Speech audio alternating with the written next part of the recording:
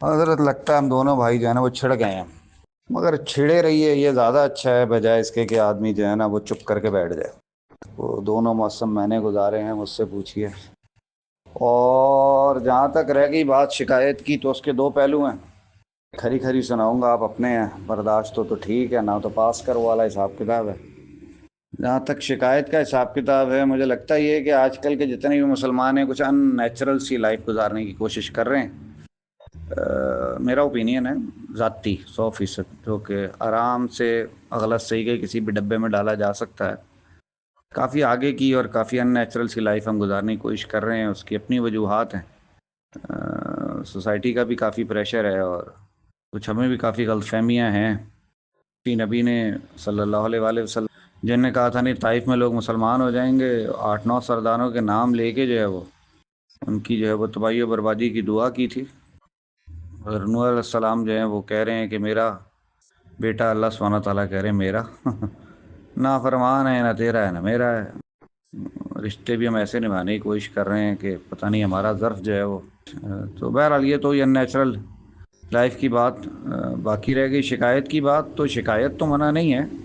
شکایت کا پہلا اصول یہ ہے جس سے ہے سب سے پہلے اس سے کر لو، کسی انسان سے تو پہلے اس سے کر لو کہ یار یہ رویہ مجھے اچھا نہیں لگا، یہ مجھے بات اچھی نہیں لگی، دیکھ لیں شاید پلٹ جائے، شاید سوچ لے سمجھ لے، ورنہ وہی بات ہے پاس کر آگے چلیں۔ اور باقی رہ گئی اگر اللہ سے شکایت ہے، بالکل آپ کا تو پتہ نہیں بھیا، میں نے تو بڑے عرصے اللہ سے بڑی لڑائی کی ہے، اور مجھے بھی اچھے لگتے ہوتے تھے وہ لوگ جو اللہ سے لڑتے ہیں ڈائریکٹ نا، کہ درمیان میں ہے ہی کوئی نہیں۔ تو اس میں ایک بڑی خوبصورت سی چیز ہوتی ہے جو نظر آ بھی جاتی ہے، کہ اس کا مطلب یہ ہے کہ اللہ کو آپ مانتے بھی ہیں، ایسا نہیں کہ شکایتیں ہی ہیں، کسی اور کے آگے نہیں رکھ رہے۔ تو مجھے تو بہرحال تھیں ایک دو شکایتیں جوانی میں، اور جوانی کی شکایتیں ہارمونل ہوتی ہیں، تو وہ میں تو بڑا لڑا ہوں اوپر والے سے، پھر سورائسس ہو گئی، پھر اس کے بعد جو ہے وہ کچھ اور بھی مسئلے، بہرحال روحانی اللہ رحم کرے تو وہ بھی، مگر ایک یقین جو ہے نا وہ میں نہیں نکال سکا اس سفر میں سارے میں، تو بہت غلط راستے پہ لے جاتا ہے، بہرحال اللہ نے بچا لیا وہاں سے۔ تو لڑائی اللہ سے یہ تھی کہ تو ہے اور پھر بھی، کہ تو ہے اور پھر بھی، مگر تو سمجھ نہیں تھی نا، یا کہہ لیں شعور کا لیول وہی تھا۔ تو شکایت منع نہیں ہے اللہ سے، تو اللہ سے کر لیں، وہ بھی کوئی نہ کہ آپ کو کہتے ہیں القا ذہن پہ کوئی نہ کوئی بات کھول ہی دے گا۔ جیسے پہلی بات ذہن پہ یہ کھلی جب شکایتیں لگا رہے تھے، کیا ہو گیا یار، بنو گے کیسے اگر تپائے نہیں جاؤ گے؟ تو ٹھیک ہے جی، بننے کا پروسیس ہے، بن گئے، بن کے پتہ چلا یار کچھ لوگوں کو سورج کی طرح، بلکہ صحرا کی مثال لے لیتے ہیں، ایک تو کچھ لوگوں کو ریت بننا ہوتا ہے، اس کے بعد ریت کے اوپر پانی بھی کوئی نہیں اور پیاسا، اور اس کے بعد سورج جو ہے وہ اوپر سے برس رہا ہوتا ہے، تو آپ کہتے ہیں یا اللہ میں ہی بچیا سی۔ تو پھر کچھ عرصے بعد جو ہے نا وہ ذہن سمجھاتا ہے کہ دیکھو، آپ کو شاید پتہ ہوگا پڑھے لکھے آدمی، مجھے کافی عرصے بعد پتہ چلا کہ دنیا کا سب سے بڑا صحرا جو ہے وہ افریقہ میں، اور دنیا کا سب سے بڑا جنگل جو ہے وہ درمیان میں اوشن ہے، اس کے دوسری طرف امیزون میں۔ ان دونوں کا آپس میں رشتہ کیا ہے؟ ان دونوں کا رشتہ یہ ہے کہ ادھر سے آپ صحرا ختم کر دیں، ادھر سے امیزون کا جنگل ختم ہو جائے گا، ٹھیک ہے نا؟ ہوا جو ہے وہ یہاں سے سارے منرلز اٹھاتی ہے جو صرف صحرا میں ہو سکتے ہیں، جنگل میں نہیں ہو سکتے، وہاں تو اوپر سورج کی روشنی اندر نہیں جاتی، اس لیے درختوں کا ایک بیلنس ہے۔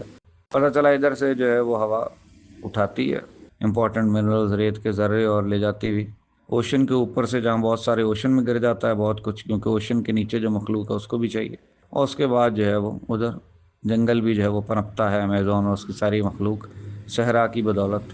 تو بڑا اللہ کا شکر کیا کہ اللہ تیرا شکر ہے، پتہ نہیں کون کون سی مخلوق ہم جیسوں کے میرے ذاتی طور پہ تپنے کی وجہ سے جو ہے وہ اس کو پتہ نہیں کیا کیا مل رہا ہوگا۔ وہ عہد بھی دیکھا، پھر ذرا آگے چلی بات تو سمجھ میں آئی کہ نہیں یار تو اتنا امپورٹنٹ ہے نہیں جتنا تو اپنے آپ کو سمجھ رہا ہے۔ وہ پھر ایک نیکسٹ لیول تھا، شعور کا کہہ لیں، یا نیکسٹ کا ہے، اوپر نیچے نہیں کا، obviously پرسپیکٹو بدلتے رہتے ہیں۔ تو پھر پتہ چلا کہ کہیں ہم صحرا ہیں اور کہیں ہم ہی جنگل ہیں، ٹھیک ہے نا جی؟ تو پھر بڑا سکون ہے کہ چلو یار لائف بیلنس میں ہے، ایسا کچھ نہیں ہے، صرف دیکھنے کا زاویہ جو ہے نا وہ بڑا عجیب تھا کہ یار ہم بس تپ ہی رہے ہیں اور اگلوں کو سب کچھ مل ہی جا رہا ہے۔ پتہ چلا نہیں نہیں، ایسے نہیں ہے بھائی جان، ہم کافی کچھ کھانے کے بعد کہیں بہت کچھ بہت ہی تھوڑا تھوڑا سا دے رہے ہیں، شور زیادہ مچایا ہوا ہے، ظرف کا جو پیمانہ ہے نا وہ بھرا ہوا خام خواہ، اس لیے شور مچا رہے ہیں، ورنہ کھا ابھی تک ہم ہی رہے ہیں، جنگل ہم ہی ہیں، ٹھیک ہے نا؟ تو چلیں وہ بھی ٹھیک تھا وہ عہد۔ پھر جو ہے وہ ایک چائنیز کہانی پڑھی، پھر ایک زندگی کا زاویہ بدل گیا، ایک الگ لیول تھا۔ کہ ایک جو ہے وہ شاید آپ نے سن رکھی ہو یہ بات بھی کہ پرانے زمانے کی بات ہے، چین میں ایک گاؤں تھا، گاؤں میں ایک آدمی کے پاس بہت ہی خوبصورت گھوڑا تھا، جو لارڈ تھا اس کے علاقے کا، اس کو پتہ چلا کہ اس کے پاس جو ہے وہ بڑا خوبصورت جو ہے وہ گھوڑا ہے، اس نے بھیجا کسی کو کہ 2-4 لوگوں کو کہ جا کے سے خرید لو۔ تو انہوں نے آ کے کہا کہ بھائی جو پیسے لینے ہیں لے لو، لارڈ کو تمہارا گھوڑا پسند آ گیا ہے، اس کو چرچا پہنچ گئی ہے۔ تو اس نے کہا نہیں بیچنا۔ انہوں نے کہا بھائی پیسے زیادہ لے لو، ٹینشن مت لو، تم فارمر چھوٹے موٹے ہو، کہاں پورا سال محنت کرو گے، 2-4 فصلوں کے پیسے لے لو۔ انہوں نے کہا نہیں بیچنا۔ بہرحال گاؤں والوں نے بھی سمجھایا کہ بیوقوف ہو گیا، اتنی محنت کر کے جو پیسے اس نے کمانے ہیں وہ آج کھڑے کھڑے مل رہے ہیں گھوڑے کے بدلے، ختم کرو بات کو۔ بہرحال اس نے نہیں جی، اس نے کہا نہیں مجھے نہیں بیچنا، چلے گیا واپس۔ اگلے دن جو ہے وہ گھوڑا جو ہے وہ اس کو جن بھوت نظر آیا، اس نے چھلانگیں مارنا شروع کی اور رسی چڑھا کے بھاگ گیا۔ گاؤں والے آئے کہ یار بڑا افسوس ہوا، ایسے ہو تم بیوقوف ہی، کل تمہیں اچھے خاصے پیسے مل رہے تھے اور آج گھوڑا بھی نہیں ہے۔ تو وہ آگے سے کہتا ہے اللہ دی مرضی۔ تو بہرحال وہ گاؤں والے چلے جاتے ہیں بیچارے افسوس کے عالم میں، جس ساتھ افسوس کرنے آئے ہوتے ہیں چائے اسی کے گھر سے پیتے ہیں، اس لیے اور چلے جاتے ہیں چائے بسکٹ کھا کے۔ انہوں نے کیا کرنا ہے گاؤں والوں نے۔ کچھ دن بعد جو ہے وہ اپنے کام میں لگا ہوتا ہے فارمر، تو کہیں سے جو ہے گھوڑا واپس آتا ہے، 3-4 اور جنگلی بڑے بڑے جن کو ہم اسٹیلین کہتے ہیں گھوڑے اس کے ساتھ ہوتے ہیں۔ پہلے اپنے والے کو پیار کرتا ہے، شکریہ ادا کرتا ہے، 3-4 اور بھی کہیں نہیں جاتے، وہیں گھوم رہے ہوتے ہیں، ایسا ایسا باندھتا ہے تو وہ بن جاتے ہیں، کوئی ایشو نہیں ہوتا۔